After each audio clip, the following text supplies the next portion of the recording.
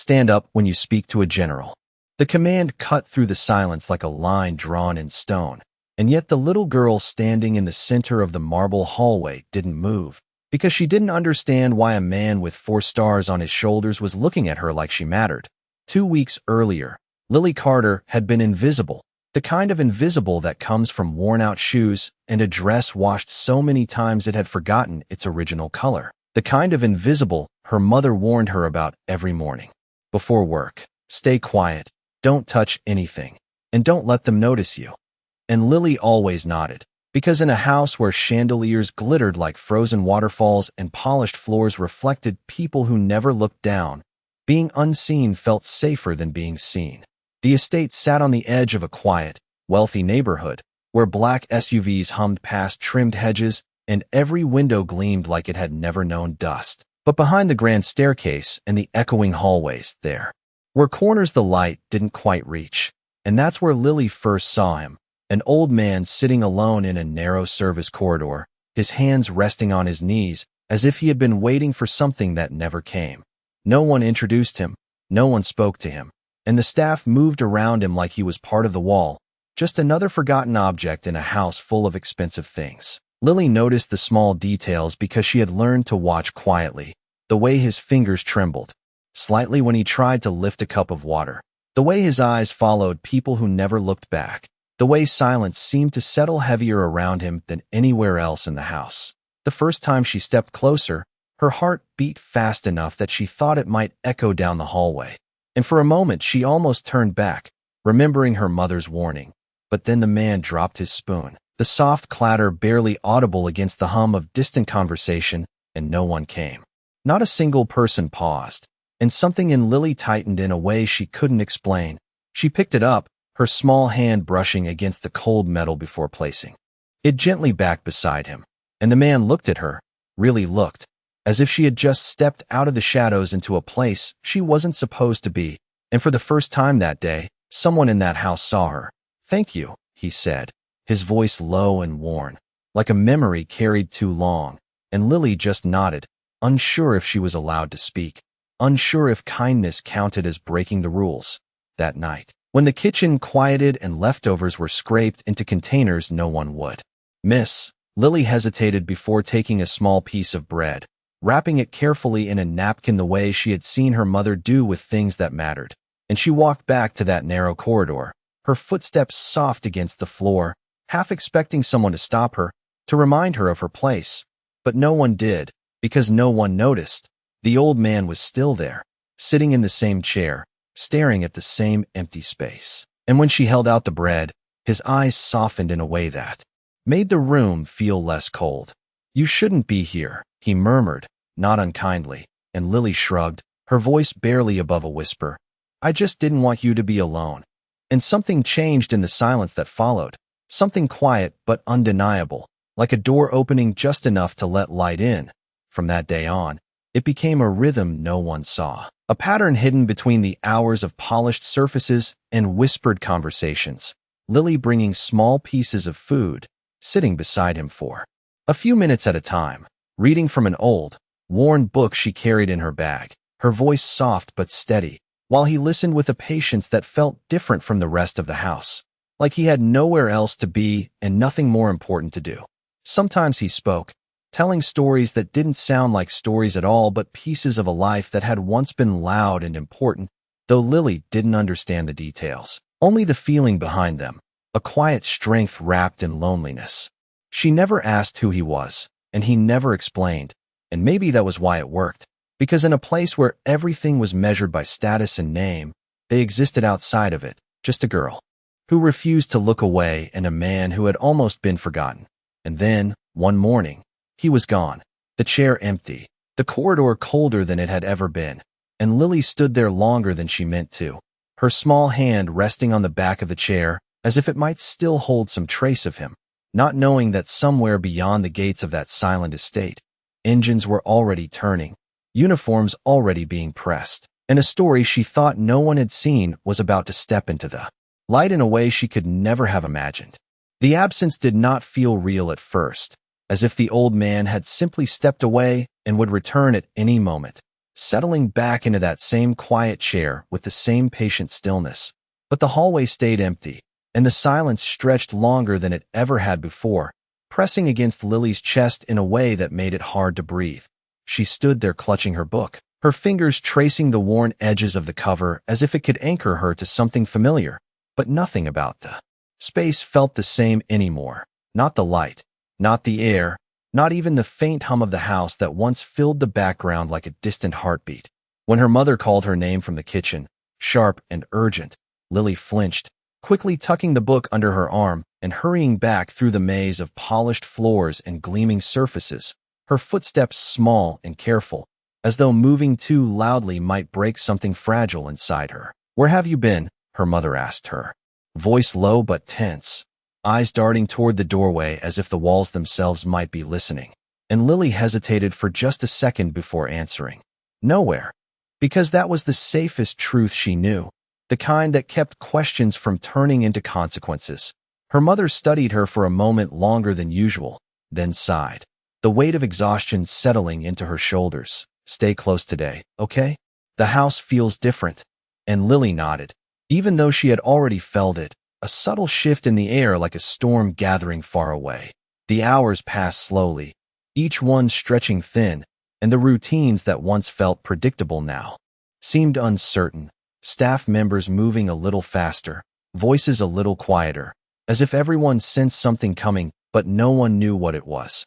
Lily kept glancing toward the back corridors, half expecting to see him again, to hear his soft voice or the faint scrape of his chair, but the space remained untouched, as though he had never been there at all, and that thought hurt more than she could explain.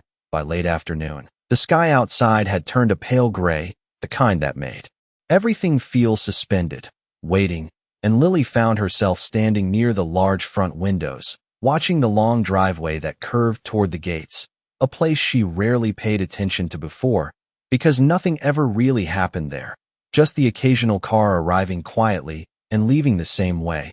But today, something changed, a distant rumble breaking through the stillness, low at first, then growing louder, deeper, until it became impossible to ignore. Lily leaned closer to the glass, her breath fogging a small circle as dark vehicles began to appear beyond the gates, one after another, moving with a precision that felt deliberate, purposeful, nothing like the casual comings and goings she was used to.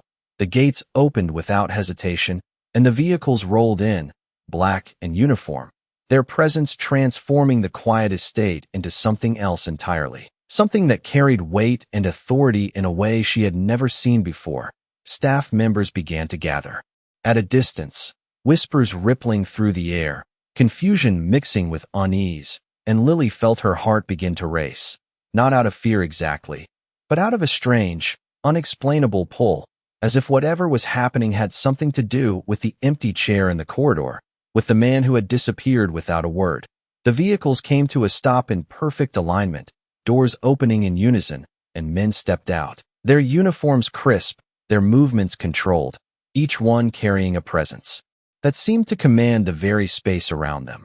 Lily had never seen anything like it, not up close, not in her world, and for a moment she forgot to breathe, her eyes fixed on the scene unfolding just beyond the glass. Then one more door opened, slower than the others, and a man stepped out whose presence alone shifted the air, his posture straight, his gaze steady, the insignia on his shoulders catching the fading light in a way that made even the adults nearby fall silent.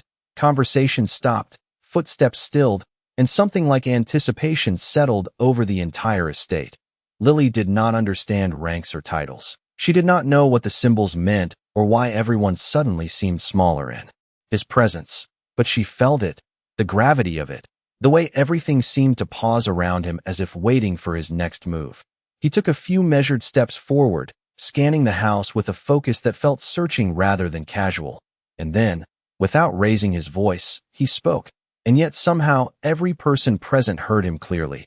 "I am looking for a little girl," he said, his tone calm but firm, "the one who has been helping him." And in that moment, the world Lily thought she understood shifted completely, because she realized, with a quiet certainty that sent a chill through her, that he was not asking about just any girl, he was asking about her.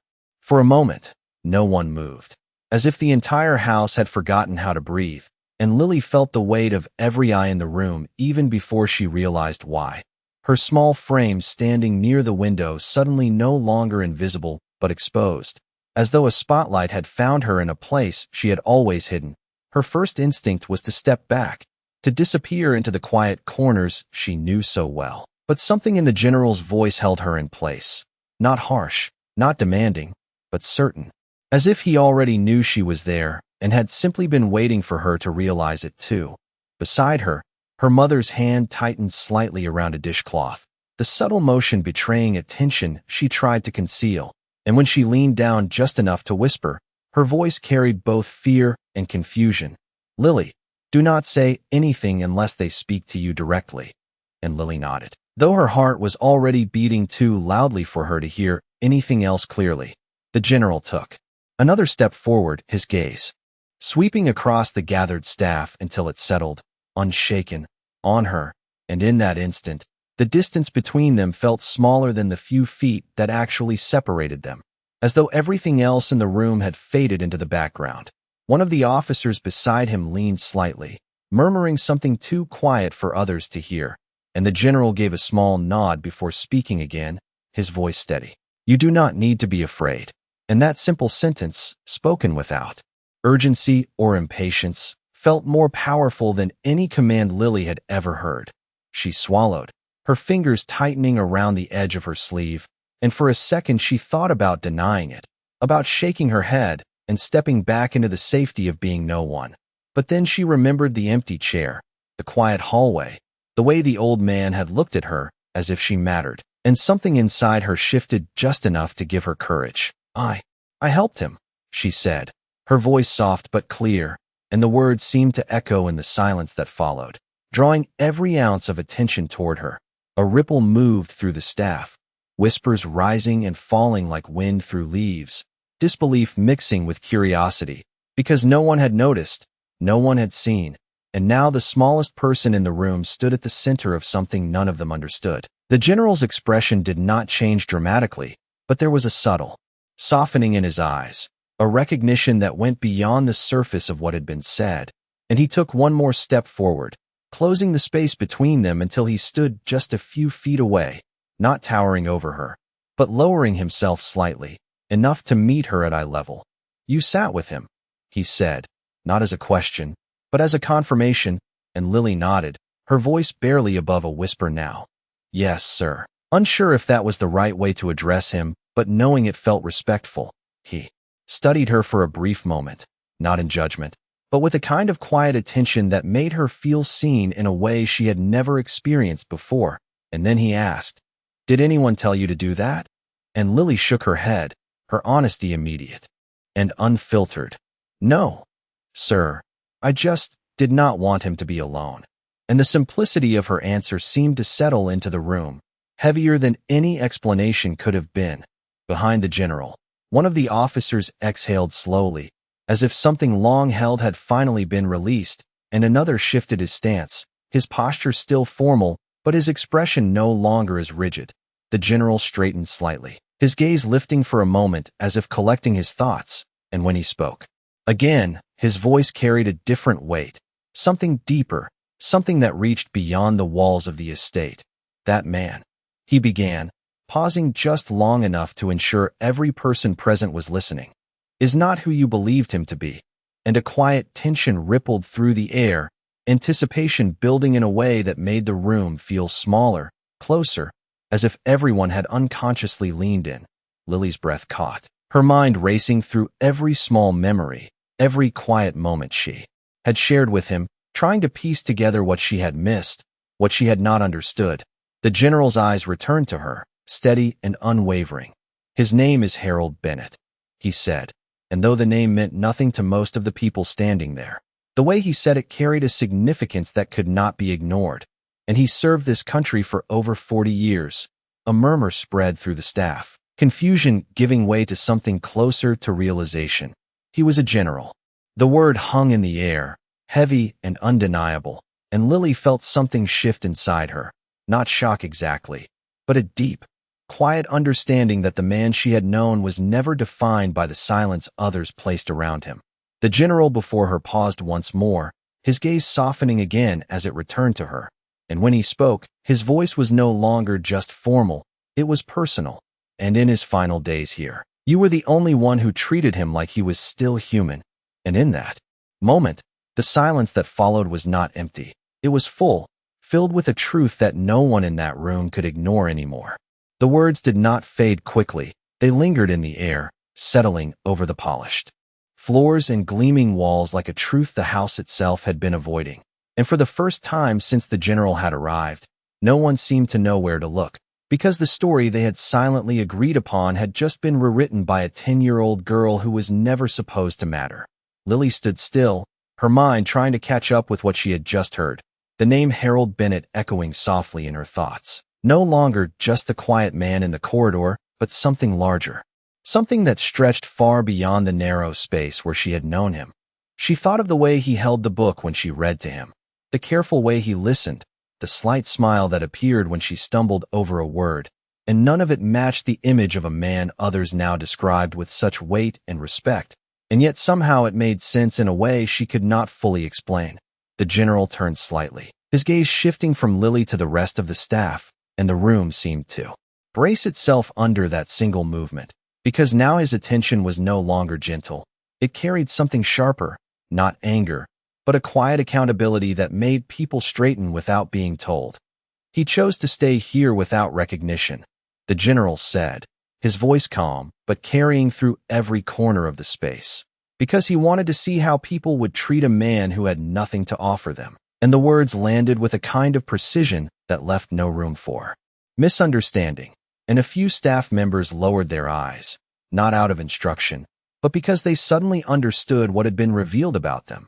Lily's mother stood frozen, her earlier tension now replaced with something closer to realization, her gaze drifting toward her daughter with a mixture of confusion and something else, something like pride she did not yet know how to express. The general continued, each sentence measured, deliberate. For weeks, he sat in that hallway, ignored by almost everyone who passed him, spoken around but never spoken to, seen but never truly noticed. And the silence that followed each phrase felt heavier than the words themselves, because no one could deny it, no one could pretend they had not been part of that quiet neglect. Lily felt a strange warmth rise in her chest, not because of what others had failed to do, but because of what she had chosen to do without thinking, without knowing it mattered. And for a moment, she wondered if the old man had known all along, if he had understood something she did not.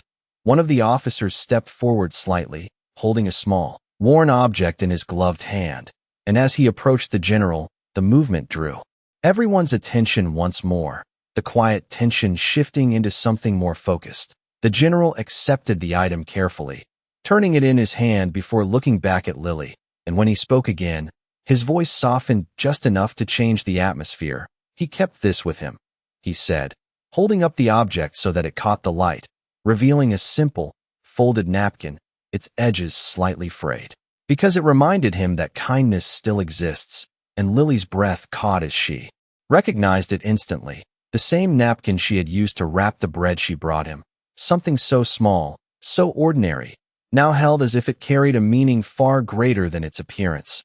A quiet murmur moved through the room, not of confusion this time, but of something closer to awe, because the idea that such a simple act could be remembered in such a way felt almost impossible in a place where value had always been measured differently. The general lowered the napkin carefully, his eyes returning to Lily with a steadiness that felt deeply personal.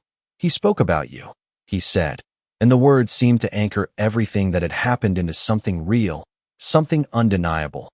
He said you were the only person who saw him, not as a burden, not as an obligation, but as a person. And Lily felt her throat tighten, her small hands pressing together as if holding on to something she could not name. Behind her, the quiet sounds of shifting feet and hushed breaths filled the space. The staff no longer distant observers, but witnesses to a moment that was quietly reshaping everything they thought they understood. The general straightened slightly, his presence once again filling the room, but this time it carried a different energy, not just authority, but respect, directed not at the house, not at the people who owned it, but at the girl who had sat in a forgotten hallway and chosen kindness when it was easiest to walk away.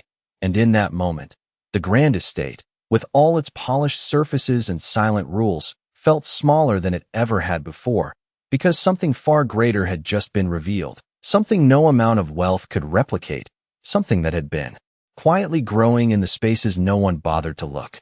No one spoke immediately after that, not because there was nothing to say, but because there was suddenly too much, too many quiet moments being remembered all at once, too many times when a glance had been avoided or a presence had been ignored, and the weight of that realization settled heavily across the room, pressing down on polished marble and carefully maintained appearances alike. Lily stood where she was, her small world shifting in ways she could not fully understand, her thoughts drifting back to the old man's voice, the calm way he spoke, the patience he carried, and she realized that nothing about him had ever asked for recognition, not once, and that somehow made everything feel even more important. The general lowered his hand slowly, still holding the folded napkin for a moment longer before passing it carefully back to the officer beside him, as if returning something fragile that did not belong to him alone. And then his attention turned once more to Lily, his posture steady but no longer distant. "He trusted you," he said quietly, and the simplicity of those words seemed to echo more deeply than any title or rank ever could. Lily felt her chest tighten, not from fear, but from a feeling she had no name for, something between pride and sadness, because she suddenly understood that the quiet conversations they had shared, the small acts that had felt so ordinary, had meant something far greater than she ever imagined. Behind her, her mother took a hesitant step forward, her voice softer than Lily had ever heard it. "Sir, we did not know." And there was no defense in her tone, no attempt to explain, only a quiet acknowledgement of something that could not be undone. The general inclined his head slightly, not in agreement, but in understanding. "That is precisely the point," he replied, his voice calm but carrying a weight that filled the space. "Respect is not reserved for those we recognize. It is revealed in how we treat those we do not." And the words seemed to settle into the walls themselves, leaving behind a silence that felt different from before, not empty, but reflective. One of the estate managers, a man who had always spoken with quiet authority, now stood uncertain, his posture less certain than it had ever been, as if the ground beneath his understanding had shifted, and when he finally spoke, his voice carried a trace of something unfamiliar. "What happens now?" he asked, and for the first time, it did not sound like a question of control, but of consequence. The general's gaze moved briefly across the room before returning to Lily, and when he answered, his voice was steady. "Now, we honor him properly," he said, and the words carried both finality and purpose. "And we acknowledge the person who ensured he was not alone in his final days."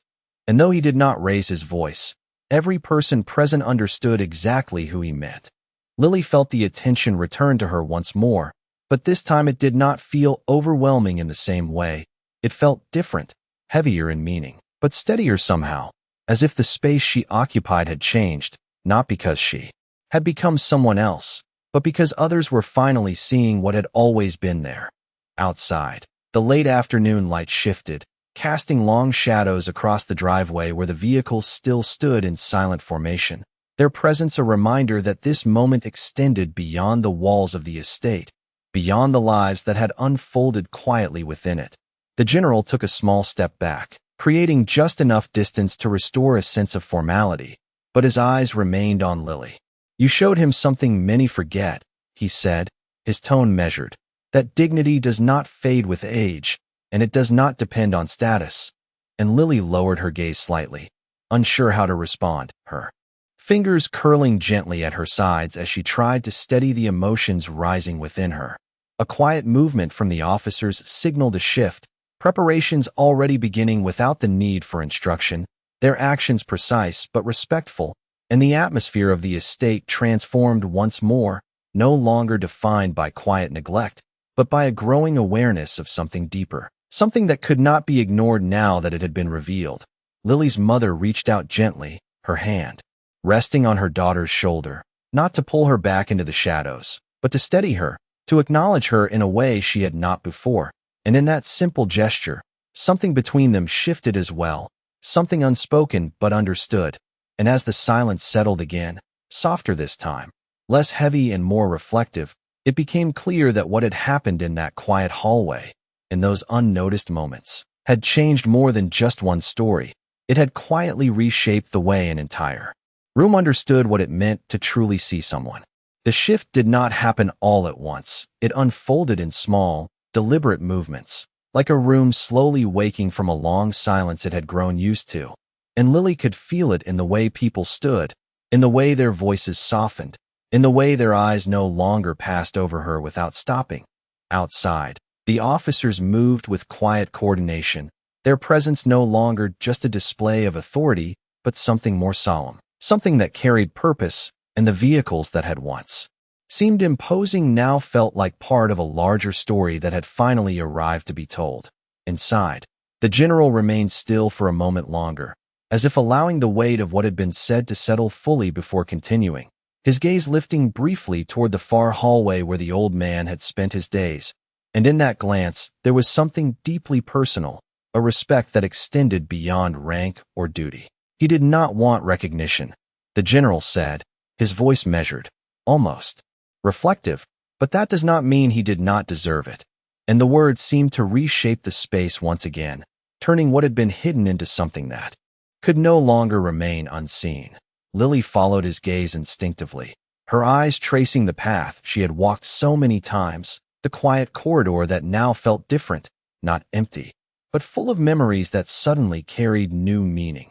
She remembered the way the old man would pause before speaking, the way he listened more than he talked, and how his stories never sounded like stories meant to impress, but rather pieces of a life he had already made peace with. The general stepped forward again, this time not toward Lily, but toward the center of the room, his presence drawing everyone's attention once more. "There will be a service," he continued, his tone steady. "A proper one, with the respect he earned long ago." And a quiet murmur moved through the staff, not of confusion, but of acknowledgement, as if they were beginning to understand the gravity of what had been quietly overlooked. Lily felt her mother's hand rest more firmly on her shoulder now, not guiding her away, but grounding her in the moment. And when she glanced up, she saw something in her mother's expression that had not been there before, something softer, something proud, though it was still wrapped in the uncertainty of everything that had just been revealed. One of the officers approached again, holding a small case this time, its surface simple but carefully maintained, and when he handed it to the general, the exchange was silent but meaningful, the kind of gesture that carried significance.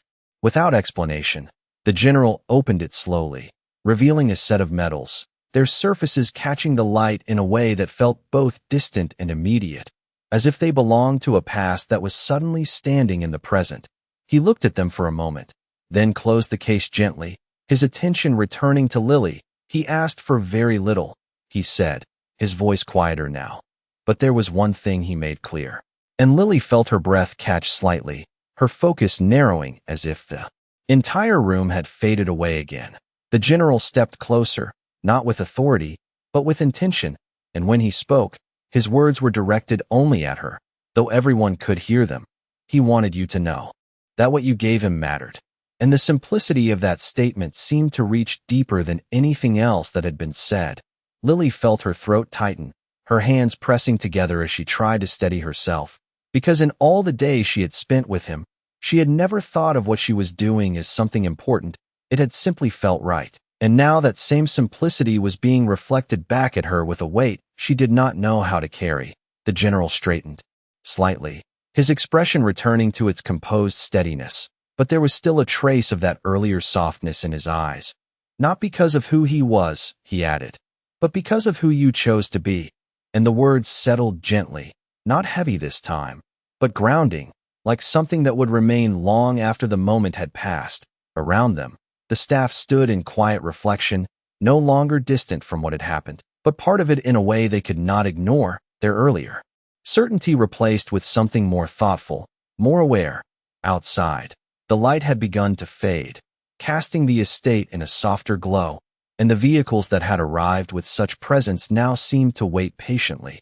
As if understanding that this moment was not one to be rushed, Lily took a small breath, steadying herself, her eyes lifting once more to meet the general's, and though she did not speak, there was a quiet understanding in her expression, a recognition that what had started as something small, something unseen, had grown into something far larger than she had ever imagined, and that even in a place where she had once felt invisible, she had been part of something that truly mattered.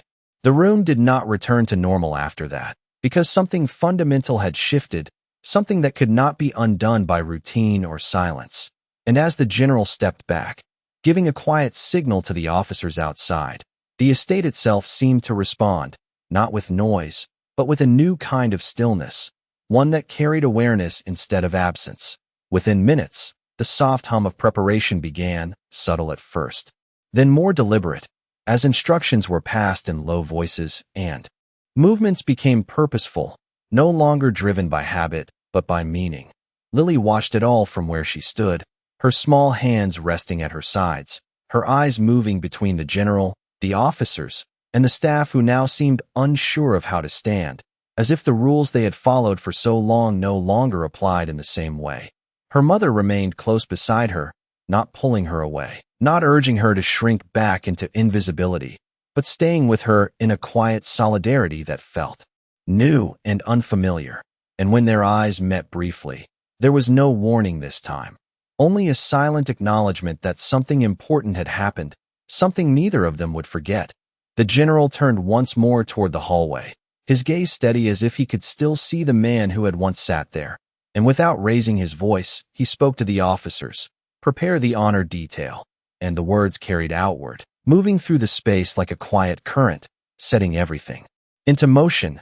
Outside, the officers responded immediately, their steps synchronized, their movements precise but respectful, and one by one they formed a line that stretched from the driveway toward the entrance, not as a display, but as a path, a recognition that the man who had once been overlooked would now be acknowledged with the dignity he had always deserved. Inside, the staff stepped aside almost instinctively, creating space without being asked, their earlier confidence replaced with a careful awareness, and for the first time, their attention was not drawn to wealth or status, but to something far more profound. Lily felt her heart beat a little faster as she realized what was happening, her thoughts returning to the quiet conversations she had shared, the simple moments that now seemed to carry a weight far beyond what she had understood at the time, and she wondered, not for the first time, if the old man had known this day would come, if he had seen it in the same calm way he had seen everything else. The general stepped closer to her again, his presence steady but no longer imposing, and when he spoke, his voice was softer than before. "Would you walk with us?" he asked. Not as an order, but as an invitation, and Lily hesitated for just a second, her instincts pulling her toward the safety of stepping back, of letting others take the lead. But something stronger held her in place, something rooted in the quiet courage she had found in that hallway. She glanced briefly at her mother, who gave a small, almost imperceptible nod, and then Lily looked back at the general and answered, "Yes, sir," her voice steady despite the uncertainty she still felt. The general inclined his head slightly, acknowledging her answer, and then he turned, beginning to move toward the entrance, his steps measured, his posture straight. And for a moment Lily remained where she was, watching as the officers outside came fully into view, their line now complete, their presence no longer distant but immediate. Then she took a step forward, her small shoes barely making a sound against the polished floor, and with each step, she felt the weight of the moment settle more clearly around her, not as pressure, but as something grounding, something real. As they reached the doorway, the late afternoon light filtered in, softer now, casting long shadows that stretched across the entrance, and beyond it, the line of officers stood in perfect stillness, their attention focused, their posture reflecting a respect that needed no explanation. Lily paused just at the threshold, her eyes taking in the scene, the quiet strength of it, the way everything seemed to align in recognition of a life that had once been hidden in plain sight. And for a brief moment, she felt small again, not in the way she had before, not invisible, but aware of the significance of what she was stepping into. The general slowed slightly, allowing her to walk beside him rather than behind, a subtle gesture that did not go unnoticed, and together they moved forward, out of the house and into the open space where the air felt different, clearer somehow, as if the world beyond the walls carried a perspective the estate had long forgotten. The officers remained still as they passed, their presence steady and unwavering, and Lily felt their attention, not heavy or overwhelming, but respectful, as if they understood something about her that she was only beginning to understand herself. And as she walked that path, the distance between the quiet hallway and this moment seemed to collapse, connecting everything she had done, every small act, every unnoticed choice, into something whole, something that now stood in the light where it could no longer be overlooked. And for the first time, Lily did not feel like she was stepping out of the shadows. She felt like she was exactly where she was meant to be. The air outside felt different, not because it was colder or warmer, but because it carried a kind of clarity that the walls inside had softened for too long. And as Lily stepped fully onto the stone driveway, the quiet presence of the officers on either side seemed to stretch the moment into something almost timeless, their stillness forming a corridor not just of space, but of meaning.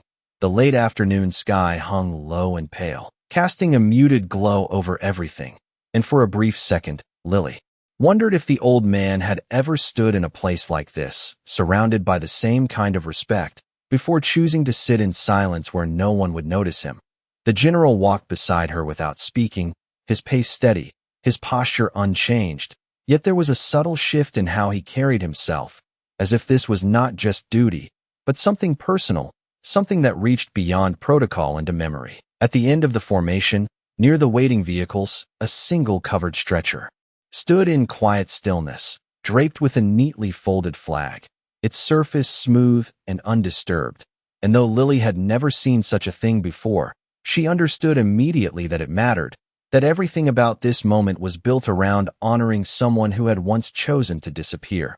The officers nearest the stretcher adjusted their stance as the general approached, their movements precise but gentle, as if even the air around them required care, and the entire space seemed to hold its breath again, not out of tension, but out of respect. Lily slowed slightly, her eyes fixed on the flag, the soft folds catching the light in a way that felt both distant and close. And memories of the quiet hallway returned all at once. The worn chair, the faint sound of turning pages, the calm voice that had never demanded attention, and she felt a quiet ache in her chest, not sharp, but steady, like something settling into place.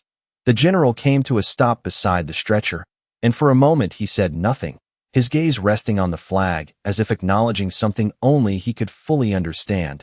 And then, with a measured breath, he reached out and placed his hand lightly against it, not pressing, not lingering, just enough to mark the moment.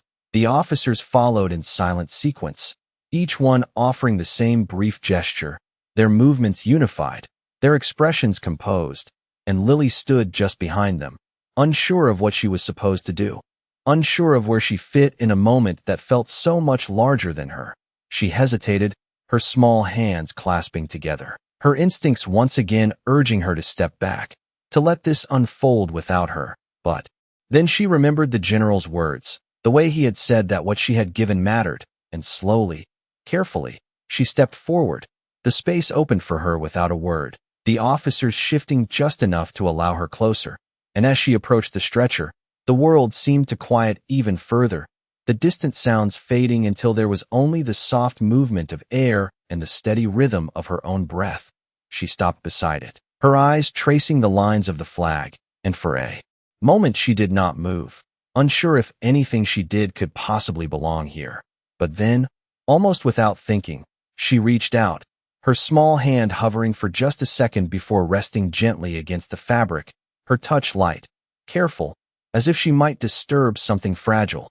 The contact was simple, almost nothing at all, but in that instant, everything she had felt in the quiet hallway returned, not as confusion, not as uncertainty, but as something clear and steady, a recognition that the man she had known had never needed recognition to matter, and that what she had offered him had been enough. Behind her, the general watched in silence, his expression unchanged but his presence somehow softer, and when she stepped back, Lowering her hand, he gave a small nod, not formal, not distant, but personal, as if acknowledging her place in this moment without needing to say it aloud. The officers resumed their positions, their formation tightening once more, and with a quiet signal, the stretcher was lifted, the movement smooth and synchronized, carried forward with a dignity that filled the space without overwhelming it. Lily stepped aside as they passed, her eyes following the path, her heart steady now in a way it had not been before. And as the procession moved toward the waiting vehicle, the estate behind her seemed to fade into the background, no longer the center of the world she understood, but simply a place where something important had happened. The general turned once more before following, his gaze meeting Lily's briefly, and though he did not speak, there was a quiet understanding in that look, a recognition that what had begun in silence had now found its voice, and that even the smallest presence could leave a mark that reached far beyond what anyone could see. The vehicles did not leave immediately, as if even the passage of time understood that this moment required space, and Lily stood at the edge of the driveway watching as the officers carefully secured everything in place, their movements steady and deliberate, each action carried out with a quiet precision that spoke of respect rather than routine.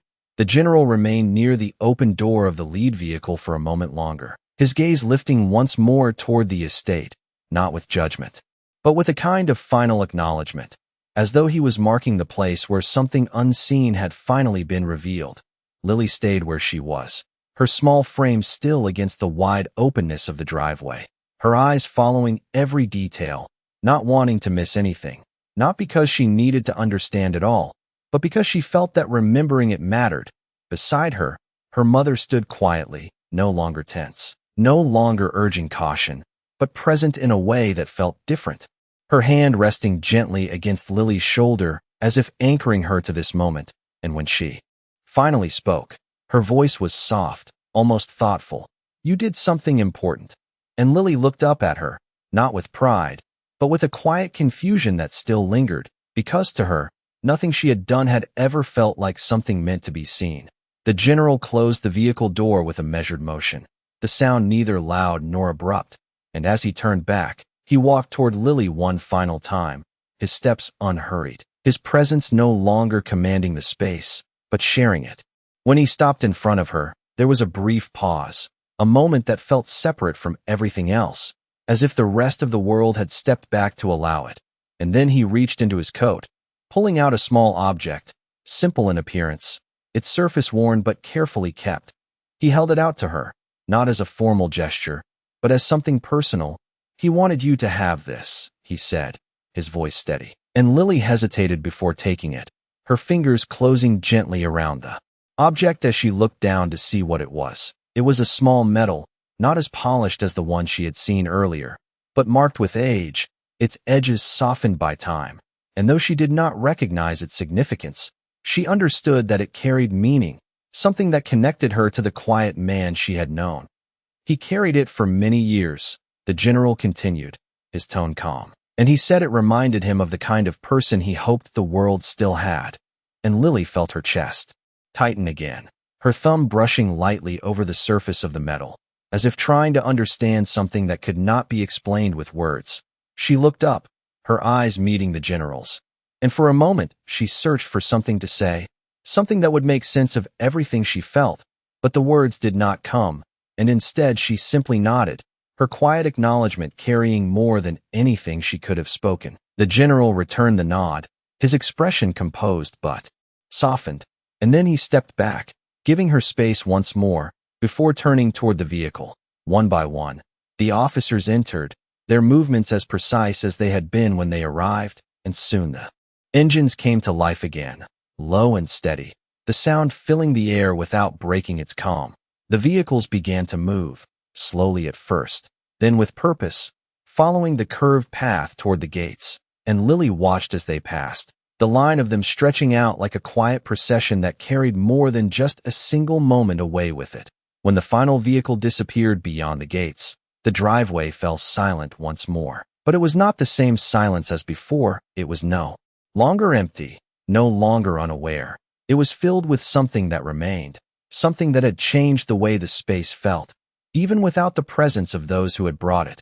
Lily stood there for a few seconds longer, the metal still in her hand, the weight of it small but undeniable, and as she turned back toward the house, the grand structure no longer seemed as distant or unapproachable as it once had, because she understood now that what mattered within it was not the marble or the chandeliers or the voices that filled its rooms, but the moments that happened quietly, unnoticed, in the spaces in between. Her mother walked beside her as they stepped back inside, and for the first time, there was no sense of needing to disappear, no urgency to remain unseen, because something had shifted not just in the house, but in how they moved within it. And as Lily glanced once more toward the hallway where the old man had once sat, she did not see an empty chair, she saw a place where something meaningful had happened, something that had reached far beyond its quiet beginnings, and she understood, in a way she had not before, that dignity was not something given by titles or taken by time. It was something revealed in the smallest choices, in the moments when no one was watching, and that sometimes, those moments could change everything.